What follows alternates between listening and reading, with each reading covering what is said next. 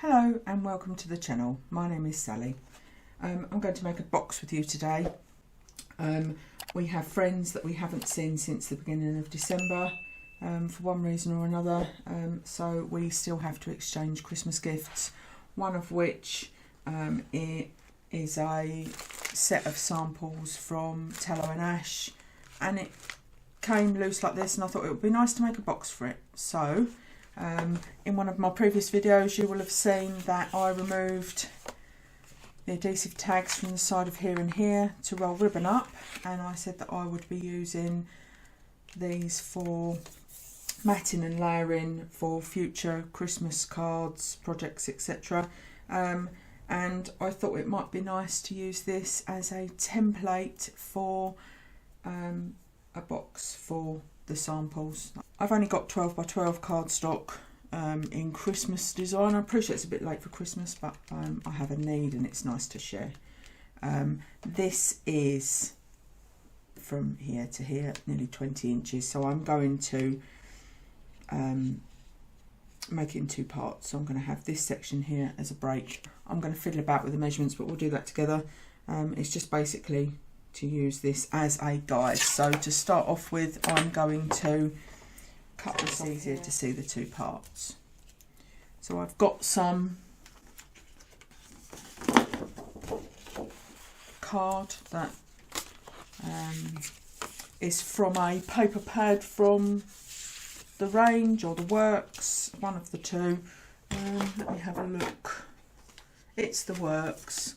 It's from this paper pad.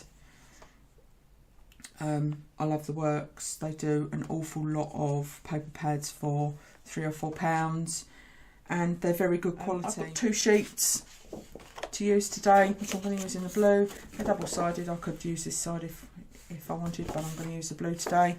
This width is fine for what I need. I just need the 3" on each side and the 3" on the bottom. So I'm going to go ahead and make this part first. So I'm looking at, that's 5½, so 3" on one side and 3" on the other. 1, 2, 3, 11½, 12½ sheets just wide enough. So I'm going to cut that and score. Got directional paper, so I need to make sure that I am going in the cutting in the direction that I need. So you can see marked it up to 11½ there, and I've pulled it flush to here so I'll get a nice straight edge when I cut. I'm going to throw this away. I don't have a need for it, so I'll put that in the bin. I'm going to leave the height for the moment because I want to be able to see how much I can get out of it. I'm pretty sure I'm going to need to do it in 3 parts, but we'll have a look. So I'm going to bring in my scoreboard. I've got the adorable scoreable mini, which only goes up to 8 inches, but I don't think I need the bigger one personally. I just flip it over and score from the other side. So we've already ascertained that I want a 3" in from the side. Yeah, we'll go 3 inches. So I'm going all the way down. I haven't got room over here, so I can't come in from this side because this particular board, this particular scoreboard, can be used for making boxes, and the gap between here and the first score line is deeper than this one here. So this will be for the lid. If you were making a box, you'd make the base using button up against this edge, and you'd make the lid button up against that edge. That will give you a clear gap for one to slot into the other. So I'm going to flip that, and I'm going to come down so that I've scored 3" all the way down. I'm not sure if you can see that. Give it a bit of a bend. So yeah, I've scored 3" all the way down now. I'm going to turn it round, so my 3" is now on this side, and I'm going to do the same on this side.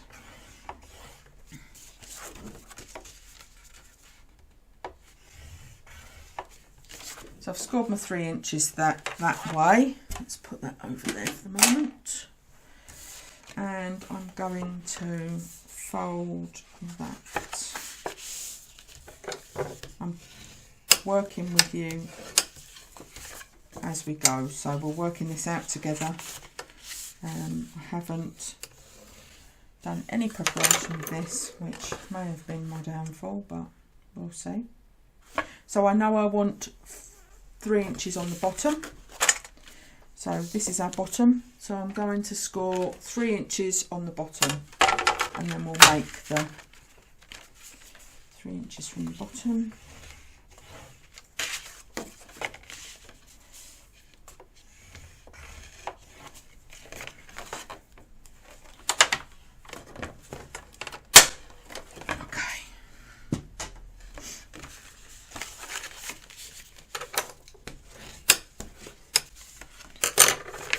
Now we've got this kind of affair. So I've got my width for my box that I need that way, and I've got my width for my box that I need that way. Okay, so I'm going to do that with another piece so that I've got 2 sides, and then we'll address the top once we've stuck this together. I now have 2 of these exactly the same. This is going to be the inside. I want to make these up and stick them together, so I'm going to go ahead and do that now. So I'll do the first one. So taking the scissors, I'm going to, let's turn it up the right way. So this is the bottom I have here, and I've got a square here and a square here. I want to cut down each of these score lines, and I'm going to do that on the to the left of the score line here, because I want to keep this as tidy as possible. And then I'm going to take a wedge out of this side because it just makes it easier to attach and it doesn't buckle. So scrap goes in the bin, and the other side, don't need to take a wedge off of here because it's going to be folded up on the other side, although I may do. Do the same with this side and take a wedge. Don't need to take a massive amount off, just enough that you know it clears the bottom of the box. And I am going to take a small wedge off of this side just because it's going to be attached to this other edge on the other sheet of card, so it will make it sit more flush. We're nice and transparent on this channel. If I'm making mistakes as I go along, I will try and make it as clear as possible what I've done and how I'm going to rectify it. So again, I'm coming up the score line and I'm cutting a wedge off here just so that it doesn't buckle, and I'm cutting another wedge off here. Doesn't have to be tidy because these are going to be stuck inside. You won't see them. They're there to make sure that it holds it all together.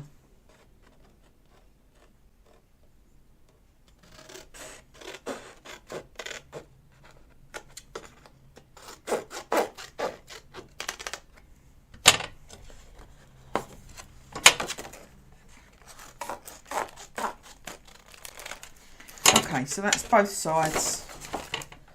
That's both sides cut. So I've got 2 the same. So let's work on the one side first.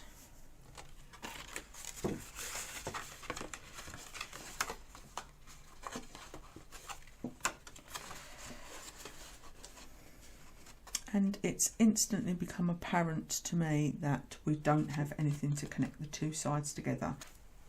Okay, so transparent. I don't need 2 pieces this size. I need to be able to connect this one to this one. In order to do that, I need to cut one of these flaps down on both sheets of paper on the same side, and I'm going to do that by cutting down to a 3/4 inch tab, and I'm going to join that to the inside of this. But in doing that, I need to lose this square, so I'm going to cut this off that we previously thought we would need. Can you see? I'm going to cut this off.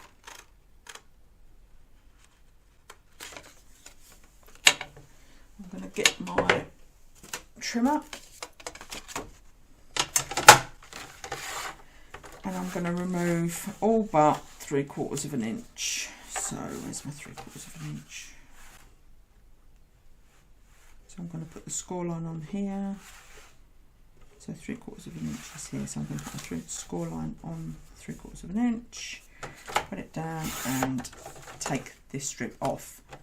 So I've still got the 3-inch depth that I want this side, but I've now got a connecting flap, and I'm going to do the same on the other piece. So make sure they're the same way up. I need to mirror this side, so I'm taking this off because I've had to take that off that side.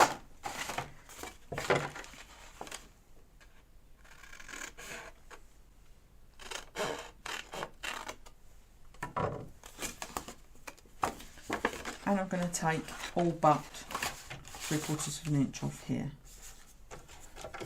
So let's move my blade off the card and pull down. The reason I do that is because I know I always cut in one direction. These blades are a V shape, so when I am noticing it's becoming blunt, I can flip it round and use it again the other way. If I use it both ways and it starts to become blunt, then I've got to replace the whole thing. I feel like I get better usage out of it if I do that. So I've now got 2 that are going to fit together like this. So the other way around. So I'm needing to take a wedge off of here so that it sticks to here, and a wedge off of here. And I'm going to do the same on this sheet, and then we will stick them together.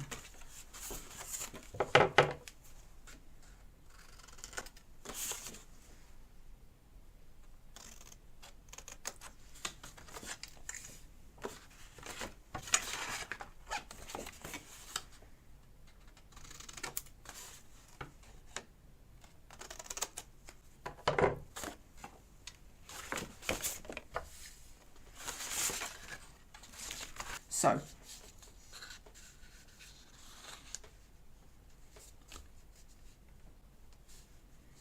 I'm going to put my glue down this edge, and I'm going to attach it to here. For this I'm going to use Kalau All-Purpose because it dries really hard and it gives an awful lot of strength. I found that I was using PVA water-based glue, and if you use it on large areas it buckles. I did an awful lot of YouTube research to find a good glue that wasn't going to buckle, and this came out on top. I may do a video coming up what items I use for what projects rather than having to share all the time. So I'm going to put some glue on here. Try not to go over the edge, so.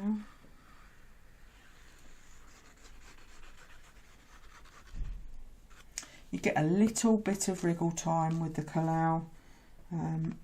It's not an instant grab, so we're going to lay them down flush like that, and I'm going to lay that. I'm going to give it a little bit of a burnish to get some of the, spread it out a bit so that it covers all the parts. Just get rid of that excess and fold it over and make sure that we're looking quite clean on the edges there. So can you see I've got a bit of movement there, so it's a little forgiving, and I would make sure that your bottom score lines are lining up, because ultimately they need to fit perfectly. We can chop off anything at the top if it doesn't line up. That's less of an issue. So we'll let that go off a little bit, and then we'll do the same on the other side. So the easiest way to do the other side is to open it up, fold this edge in,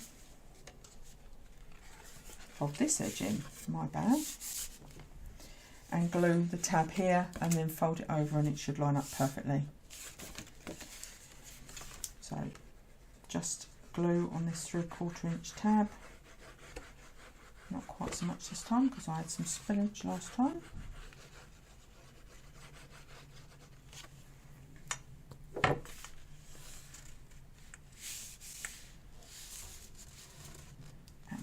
Down.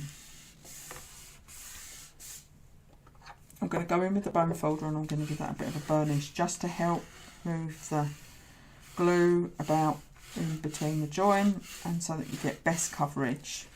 So I'm going to do the same. I'm going to flip it this way, and I'm going to do the same here. Okay, so this is set a little bit now. It's less likely to come open. So I've decided that rather than make a box, I'm going to make it into an open top bag. So we're going to stick the top together. So we're going to be popping these two flaps down, and these two flaps down. I'm going to use cloth all-purpose just to hold these down whilst I close it.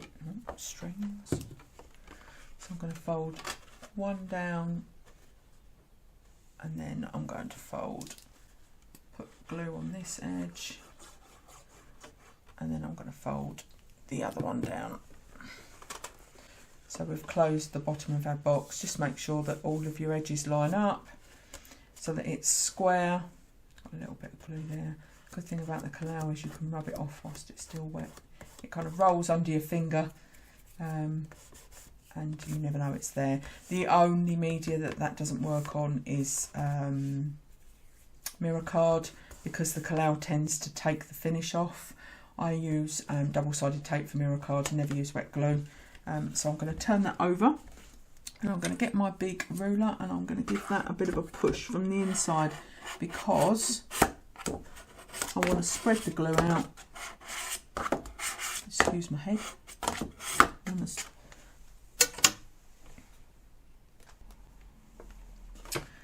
So I've spread the glue out, and we've got a box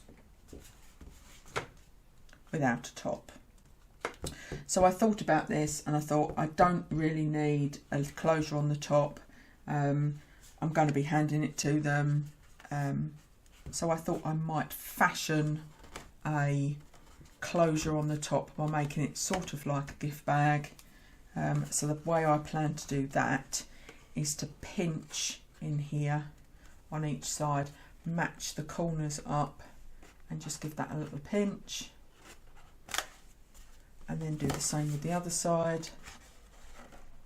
So match them together like that and give them a little pinch, and that makes it easier for you to bring the edges down. So you'll be squeezing sort of a third of the way down ish to bring those together like that. And what I'm going to do is I'm going to get my crocodile, and I'm going to punch holes maybe just inside, so I'm not catching these, and I'm going to run some ribbon through there and fashion some handles. So I'm literally only making a hole for a ribbon closure. So I might, no, let's go for two. I thought about one, but no, we're going for two. So I'm going to put that in there. I'm going to come down about ½ an inch, a little less than ½ an inch maybe, and punch. That will go easily through two of those pieces of card. So I'm going to hold it down again, and I'm going to go in roughly about the same depth. Doesn't really make an awful lot of difference. You can mark it with a pencil if you want, but you can see I've made two holes there and two on the other side. So I've got some cord here that I'm going to use to fashion some handles. Okay, so I decided I didn't like that. Off camera, I've found some off-white ribbon, tied a knot, and that doesn't pull through. So as I say, these are only for decoration. I've snipped that, so I'm going to seal the edge with a flame. You don't have to, but this kind of ribbon frays quite easily. As you can see, it's fraying already there. Just by lighting it gently, you don't have to set light to it. It seals the edge and stops it from fraying. These are going to be hidden inside, so you don't really even see them. It just stops it from fraying and coming undone. So just gently, that's it. That's all you need. So I'm going to do the same for this other end, and these pieces are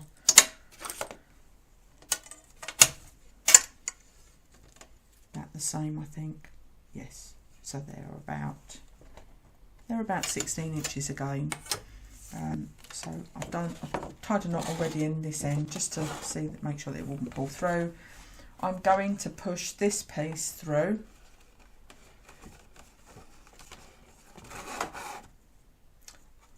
See there, that started to fray already, so I didn't seal that before I started, so I'm just going to seal that off a little bit, and that's done. And now I'm going to tie a knot in that. Just a simple round and through the hole, and pull it tight, and then you have a ribbon handle. Okay, so we're going to do the same for the other side, and there you have it. A sturdy gift bag. Just to remind us, this is what we'll be putting in. So I'm popping those in there.